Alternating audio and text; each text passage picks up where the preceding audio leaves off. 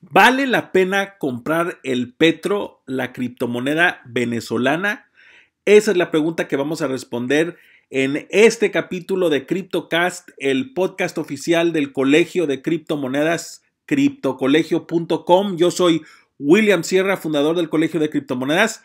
Te mando un caluroso saludo, mi querida amiga, mi querido amigo. Vamos a hablar del Petro, como lo dice la página del Petro, el petro.gov.be, con B chica. El Petro es el primer criptoactivo emitido por un estado. La pregunta del millón es, ¿vale la pena invertir en el Petro? En este podcast no se ofrece asesoría de inversión. Sin embargo, analizamos los diferentes criptoactivos, las diferentes criptomonedas, criptoplataformas como Ethereum, Neo, Cardano, etcétera, para ayudarte a que entiendas mejor sobre criptomonedas. El lema del Colegio de Criptomonedas es: mientras más te informes y te eduques, mejor te va a ir en el mercado de criptomonedas. El hecho de que el Petro sea el primer criptoactivo emitido por un estado ya debería preocuparnos. ¿Por qué?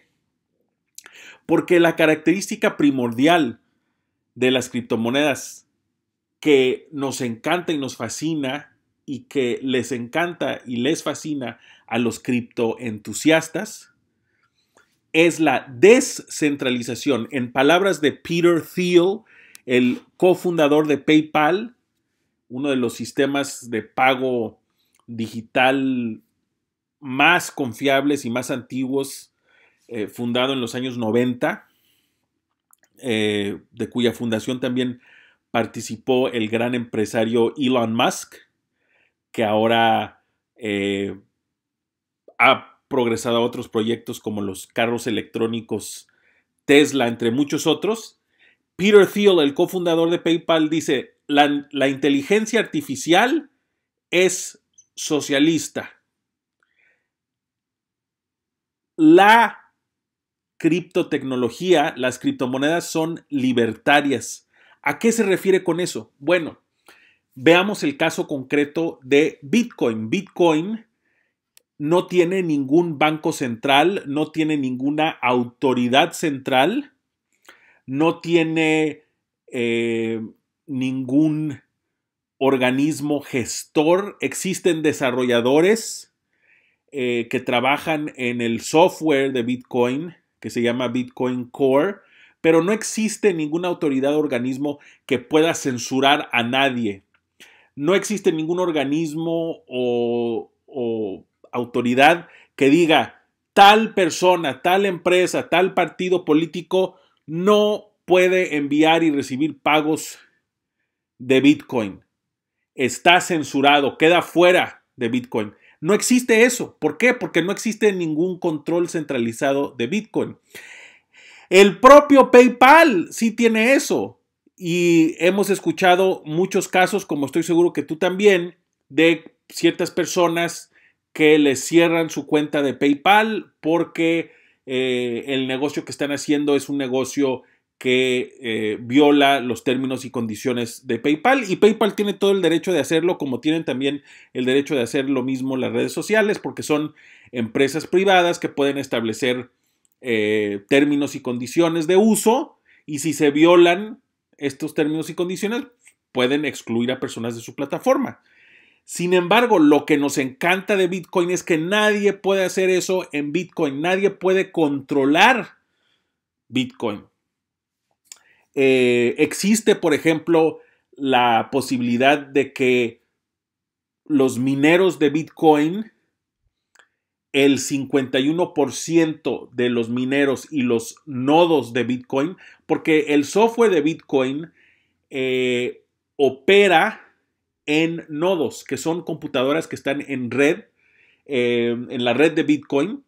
Son alrededor de 10,000 computadoras que están operando este software, y esta es la red de Bitcoin. No es que estén en red como en una red Wi-Fi o algo así, sino que son 10,000 computadoras, alrededor de 10,000 computadoras en diferentes países que están operando este software. Entonces, la belleza, la magia de una cadena de bloques, que es la tecnología blockchain que inventó Satoshi Nakamoto, el inventor de Bitcoin, es que tenemos un libro de contabilidad descentralizado y distribuido. Descentralizado y distribuido. ¿Qué significa eso?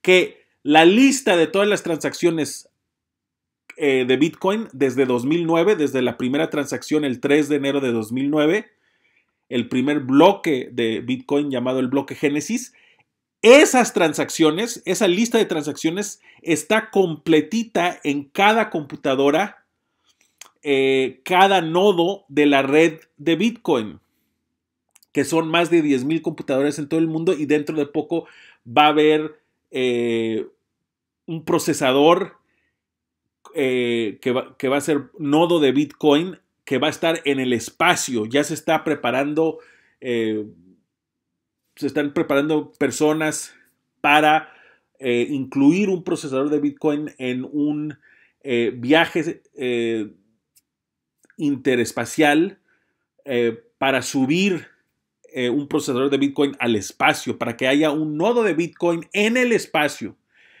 Es decir, si hay una catástrofe, si todas las computadoras del mundo dejan de funcionar, posiblemente siga funcionando el nodo de Bitcoin que esté en el espacio y que contenga el récord de todas las transacciones de Bitcoin.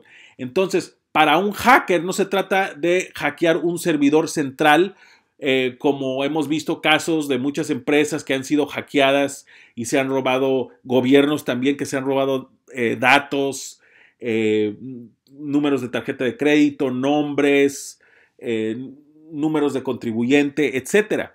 Para que se hackee Bitcoin se tendría que tomar control del 51% de las computadoras que son nodos de Bitcoin.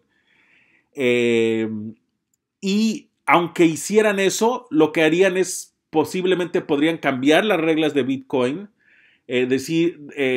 cambiar cómo funciona Bitcoin, pero lo que harían es generar una nueva criptomoneda, una bifurcación de Bitcoin, como ya las ha habido, Bitcoin Gold, Bitcoin Cash, ahora viene una que se llama Bitcoin Private. Pero el Bitcoin original, con el software original, seguiría existiendo. Entonces realmente Bitcoin es inhackeable. ¿Por qué? Porque es una tecnología y es una criptomoneda descentralizada que está en miles de computadoras en todo el mundo, y la toma de decisiones es por consenso de todo un grupo de desarrolladores y de los mineros de Bitcoin. Se hacen propuestas para mejorar Bitcoin, BIP, Bitcoin Improvement Proposal, y si la mayoría de los nodos y los mineros y los desarrolladores aceptan esa propuesta, pues se implementa la propuesta en la próxima versión del software de Bitcoin, que es como, por ejemplo, se implementó la tecnología SegWit, Segregated Witness, que excluye la firma digital de los datos de la transacción para que puedan caber más transacciones de Bitcoin en cada bloque y así reducir la congestión en la red de Bitcoin que estaba generando tasas de comisión más elevadas. Entonces, Bitcoin es descentralizado, no existe ninguna autoridad central que diga quedas fuera de Bitcoin, queda censurado este partido, esta empresa, etc. A veces existen casos como por ejemplo la tragedia en Estados Unidos de un alumno en una escuela secundaria que balaceó a muchos alumnos, y después de la tragedia ahí suceden movimientos políticos que, por ejemplo, hay que boicotear a las empresas que fabrican armas, etcétera. Hay puntos de vista encontrados al respecto de eso. Hay defensores de la segunda enmienda de la Constitución de Estados Unidos que protege el derecho de porte de armas, etcétera. No vamos a entrar en polémicas políticas, pero surgen movimientos y dicen vamos a boicotear los fabricantes de armas. Entonces, ¿qué tal si surgiera ese movimiento dentro de Bitcoin? Pues no se podría censurar a estos fabricantes, no se podría excluirlos, como tampoco se podría excluir a adversarios políticos, como tampoco se podría excluir a nadie, porque Bitcoin es descentralizado. Realmente es una tecnología, como lo dice Peter Thiel, libertaria. Sin embargo, si hubiera una autoridad central, sí podría fácilmente censurar y excluir a ciertas personas, partidos, empresas, etc. Entonces, el hecho de que el petro sea emitido por el Estado venezolano ya es preocupante. Ellos dicen que van a crear una fundación, que se van a respetar los principios de la descentralización, pero la participación del gobierno venezolano ya preocupa, ya va contra los principios y los ideales que están por detrás del surgimiento de las criptomonedas y el principio rector de la descentralización. Pero más allá de eso, veamos aquí, por ejemplo, que para comprar petros es relativamente fácil. Aquí en esta página haces clic donde dice preventa, te lleva a un registro, si eres persona jurídica o persona natural, llenas tus datos, vas a recibir un correo electrónico, luego te van a pedir más datos. Uno de los datos que les piden a las personas naturales es la declaración jurada de declaración de impuestos. Esto ya también va un poco contra de las criptomonedas porque se supone que uno de los grandes motivos por los cuales los cypherpunks, el movimiento cypherpunk de los que participaron Nick Szabo, Hal Finney, Julian Assange, si quieres saber más al respecto de este movimiento, en Netflix hay un documental que se llama Banking on Bitcoin que habla un poco de este movimiento y lo que ellos decían es que no queremos que los bancos con sus tarjetas de crédito nos estén rastreando y estén sabiendo todo lo que estamos haciendo con nuestro dinero. Queremos monedas digitales que nos devuelvan nuestra privacidad. Si aquí tienes una criptomoneda que de plano te está pidiendo ahí tus datos personales, tu declaración jurada de impuestos, pues eso también va un poco contra, pero es entendible también porque están haciendo una preventa de la moneda y están intentando obedecer o seguir los principios de anti-lavado de dinero y de conoce a tu cliente. Y se supone que para conocer a tu cliente y proteger contra el lavado de dinero tendrías que cerciorarte, hacer algún esfuerzo para cerciorarte de que la persona no es un traficante de drogas, etcétera, etcétera, etcétera. Pero bueno, ese es otro dato. Llenas tus datos, les mandas tus datos y ya estás capacitado para comprar petros. Hay un manual del comprador que explique todo al respecto de cómo comprarlos. Pero la pregunta es, ¿vale la pena invertir en este petro? Tenemos de Holonomics, que es un bloguero de Medium, de la plataforma Medium, que leyó el white paper, el libro técnico, la hoja técnica, el documento técnico que explica el petro y nos explica que van a existir 100 billones de petros y que van a ser preminados. ¿Qué significa eso? En Bitcoin la minería sucede constantemente. A cada 10 minutos se mina un nuevo bloque de Bitcoin. ¿Qué es un bloque de Bitcoin? Es una lista de 10,000, de 2 a 3,000 transacciones que los mineros ponen sus computadoras, sus procesadores ASIC, que es un procesador especializado. Antes se usaban procesadores gráficos GPU y antes de eso se usaban procesadores normales CPU. La criptomoneda Monero está tomando medidas para que se puedan seguir usando para minar Monero procesadores normales, porque no quieren que la minería esté controlada por grandes empresas, como de cierta forma está sucediendo con Bitcoin, que ponen grandes empresas que compran procesadores muy poderosos para minar Bitcoin, pero estos procesadores resuelven rompecabezas matemáticos muy complicados, muy complejos, el primer minero que resuelva el rompecabezas tiene derecho a añadir un bloque a la cadena de bloques de Bitcoin, que es una lista de 2 a 3 mil transacciones, y le tocan las comisiones por esas transacciones y además la recompensa por bloque, que actualmente es de 12,5 bitcoins. Entonces, este sistema de pruebas de trabajo, así se llama, proof of work, pruebas de trabajo, de alguna forma garantiza la integridad de la red de Bitcoin. ¿Por qué?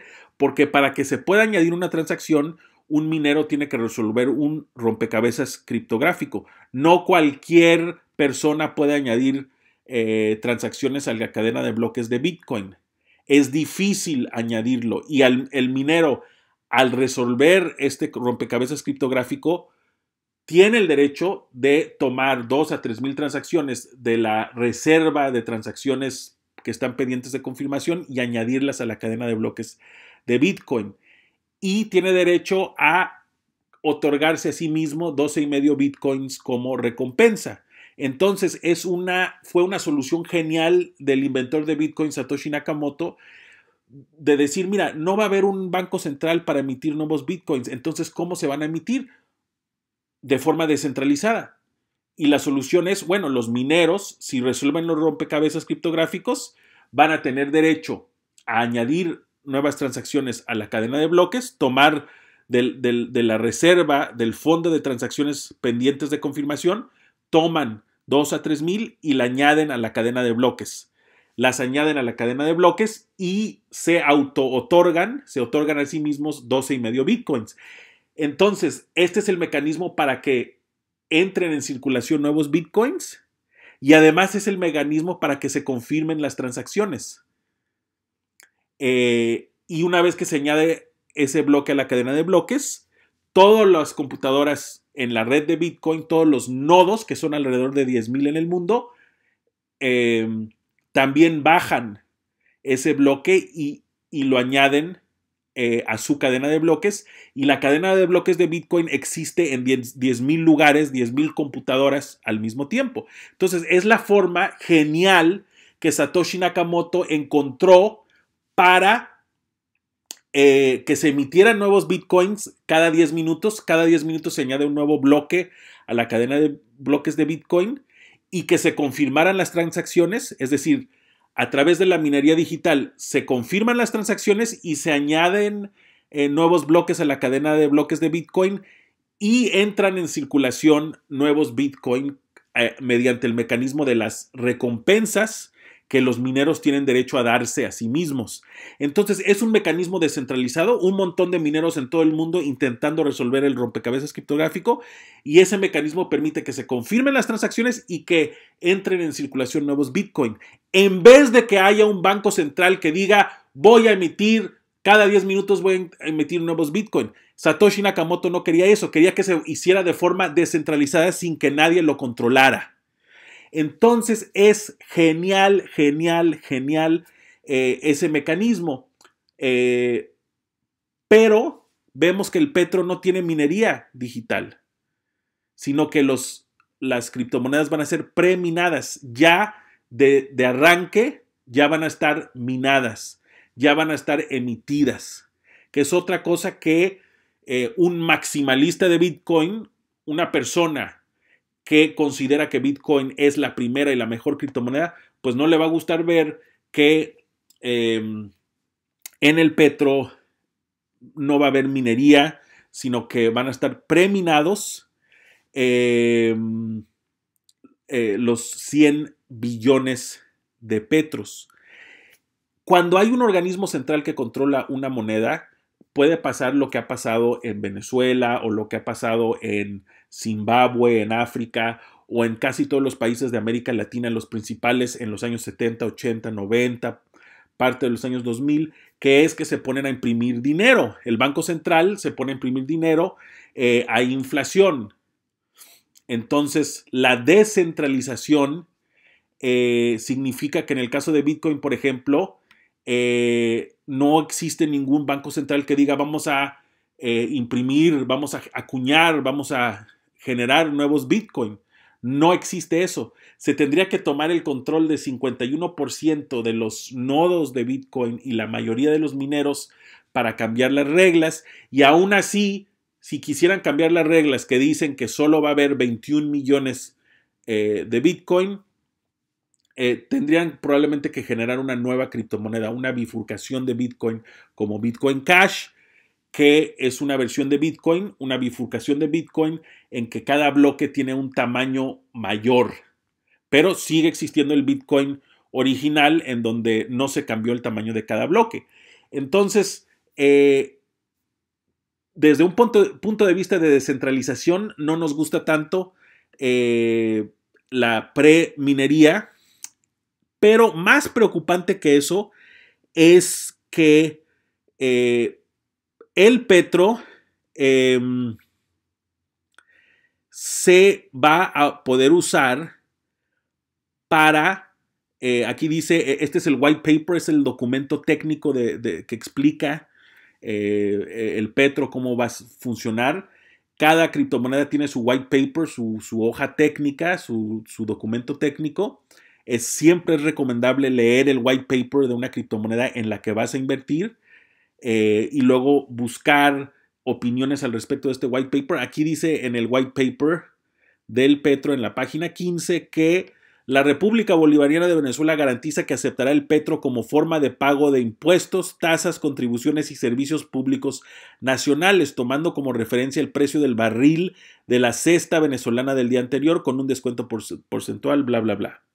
O sea que el petro, ¿para qué se va a poder usar? Para pagar tasas, impuestos, contribuciones y servicios públicos en Venezuela, y lo van a tomar a la tasa Petro Bolívar que va a definir el gobierno venezolano.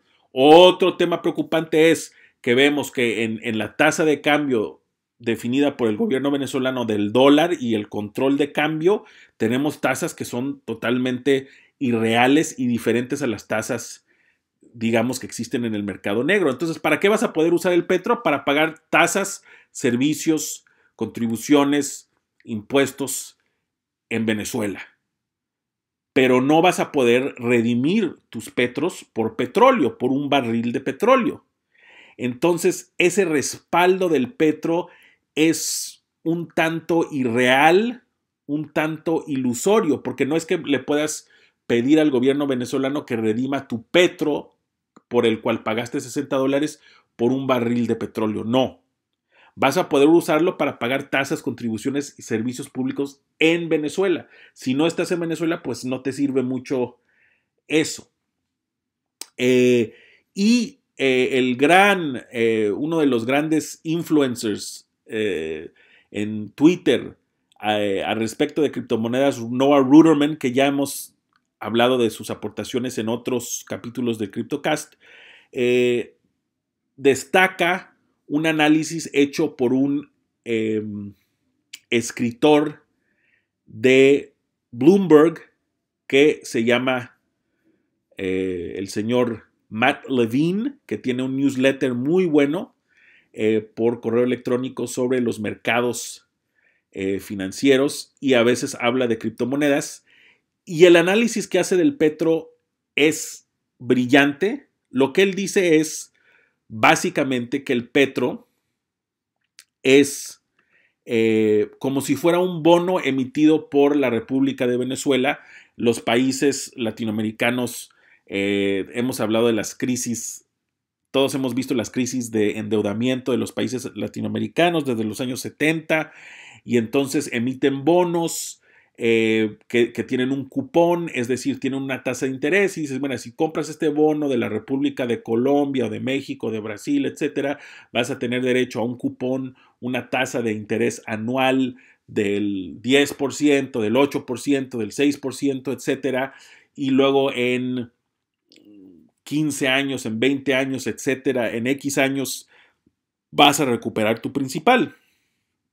Y muchos países latinoamericanos y de todo el mundo vimos la crisis, por ejemplo, en Grecia hace unos años, no pueden pagar su deuda externa, no pueden pagar los cupones o no pueden devolver el principal de estos bonos, y entonces existe un evento de default, no pueden pagar, tienen que renegociar sus deudas, etc.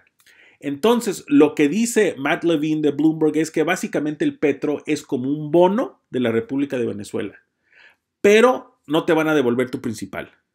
O sea que es un bono perpetuo, no de 20 años, ni de 25, ni de 30, ni de 40 años, no, perpetuo. Jamás te van a devolver tu principal. Y el cupón, o sea, la tasa de interés que te va a pagar es cero, no vas a recibir intereses. Entonces, es como si fuera un bono que no te va a pagar intereses y que nunca te van a devolver tu principal. Y que básicamente no lo puedes usar para nada, especialmente si eres un inversionista extranjero que no estás en Venezuela y no tienes ninguna necesidad de pagar tasas o impuestos o contribuciones en Venezuela. Entonces, es como si el gobierno de Venezuela quisiera recaudar fondos en el extranjero, pero le sería muy difícil vender bonos porque ha tenido problemas con su endeudamiento.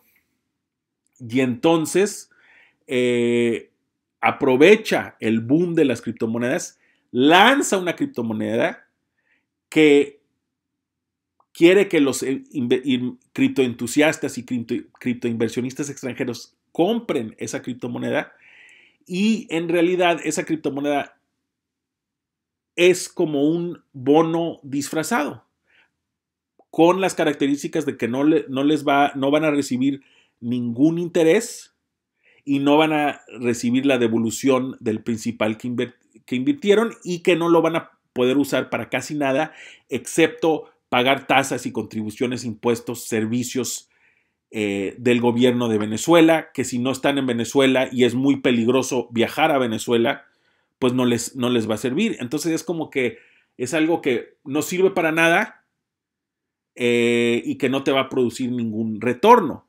Entonces, desde ese punto de vista, es como un bono disfrazado, pero un bono sin cupón, sin intereses y sin devolución del principal. Entonces, es como un bono perpetuo en que jamás te van a devolver tu principal y jamás te van a pagar interés. Ahora, nos podemos reír de eso y reír del caso del petro. Pero muchas criptomonedas son así, es decir, son tokens. Es un token, es una moneda, pero el caso de uso no es muy claro.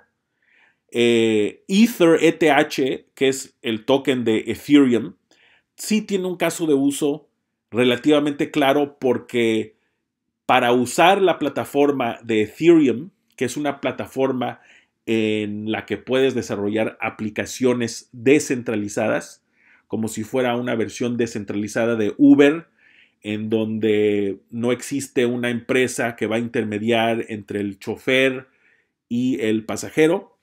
Para usar esa plataforma, y la están usando miles de desarrolladores de aplicaciones descentralizadas, para usar la plataforma Ethereum tienes que pagar usando el token de Ether. Entonces, mientras más se use la plataforma Ether, más demanda va a existir para el token que te permite, que tienes que comprar para usar esa plataforma, que es Ethereum. Además, muchas criptomonedas se emiten usando el protocolo ERC20, que es un protocolo de Ethereum que permite que crees un contrato digital, un contrato inteligente para una ICO, para una oferta inicial de criptomonedas. Entonces, la plataforma Ethereum también se usa para lanzar otras criptomonedas.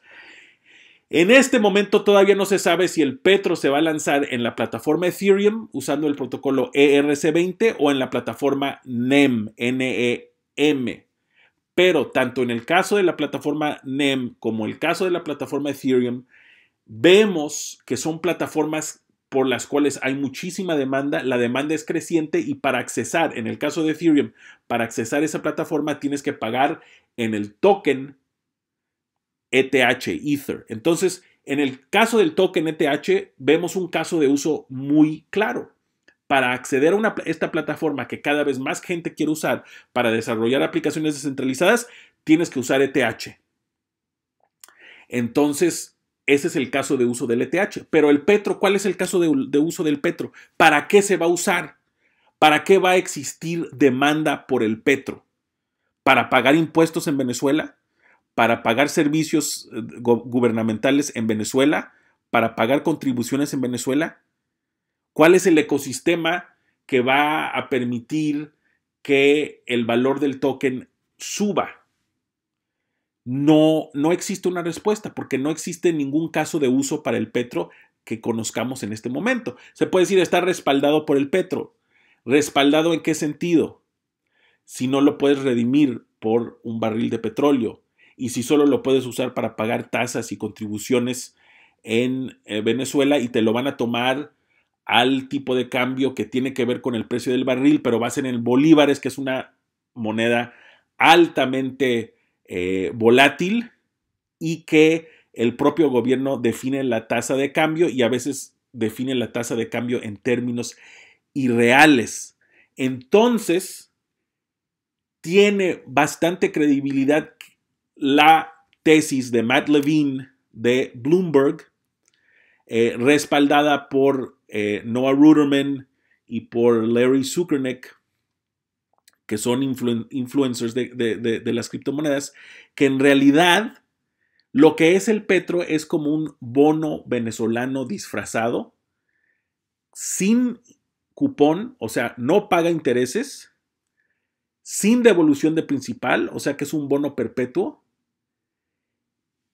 y que en realidad el Petro es una estrategia del gobierno venezolano para recaudar fondos de inversionistas extranjeros sin tener que pagarles intereses y sin tener que devolverles su dinero. Por eso, en el Colegio de Criptomonedas siempre nos gusta incentivar a las personas a DYOR, do your own research, haz tu propia investigación, investiga tú mismo, léete el documento técnico, el white paper, léete las opiniones de los principales influencers y llega a tu propia conclusión. Y quizás la conclusión a la que llegues con relación al Petro es que en realidad el caso de uso no es muy claro, que realmente el respaldo que está por detrás del Petro de barriles de petróleo no es muy claro y que en realidad se trata de una estrategia para recaudar dinero del extranjero sin tener que pagar intereses y sin tener que devolver el principal, que es lo que tendría que hacer el gobierno venezolano si intentara colocar un bono en los mercados financieros.